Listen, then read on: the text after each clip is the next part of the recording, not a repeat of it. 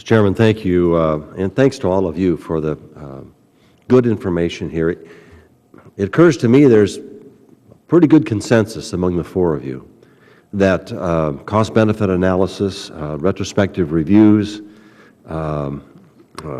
perhaps a new division at CBO or new involvement for an outside player, approval process, state-local coordination, alignment of standards on trade, that all that is, I probably could say pretty much supported on a bipartisan basis, and pretty much the consensus, unless someone wants to say that shouldn't be in there or something else should be in there.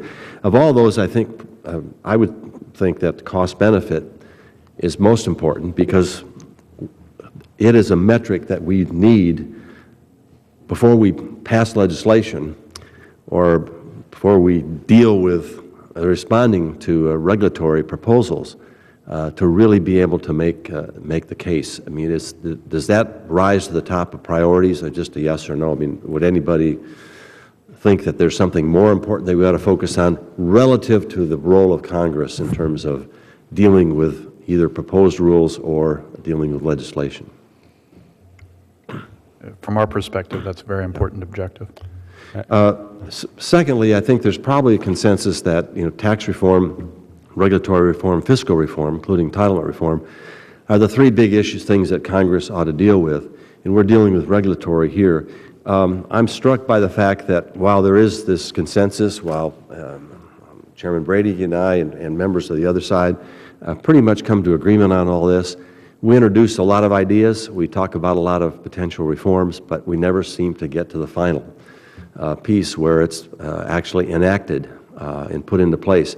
And that goes to the question that, or to the matter that I think Mr. Greenstone raised about the need for a change of culture. Dr. Graham, in particular, based on your experience at IORA, I always get that anonym wrong, based on your past experience, what does it take to achieve that change of culture, that change of mindset? Does it take legislation to force it? Is there something you can do through the leadership of the particular agencies, or what comes out of the White House?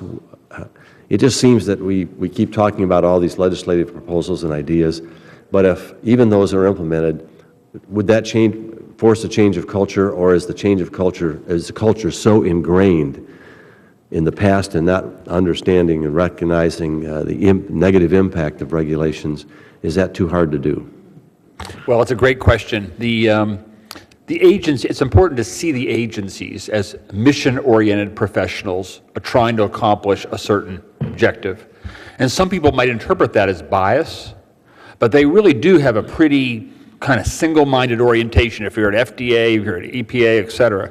So I think Dr. Greenstone's analysis of this is right at the heart of the cultural issue, because you need to create a culture, a kind of a checkpoint about the value of the economy and the value of cost benefit and so forth.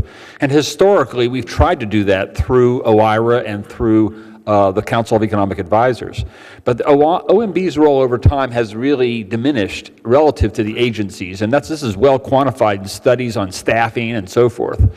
So I think his point that maybe you bring CBO in as a player, but the basic point is the culture. You need multiple cultures that clash a little bit with each other. That's not necessarily a bad idea, to have these people with different missions and different orientations and getting their information on the table. So moving in that direction, which I think a lot of these bills that we're talking about do in modest ways, will lead to culture change. I'd like to get other comments on that, but perhaps for the record, since my time is running down, I want to ask if Mr. Mandel suggested tax policy ought to be incorporated in the cost-benefit analysis. Is there agreement with that, or do you have some reservations at the other three here? I'm not sure I completely understand the connection. I'm not sure I completely understood the connection between tax policy and regulatory policy. So, well, Mr. I'm reluctant to agree to something I don't understand. Okay, Mr. Mandel, just very quickly.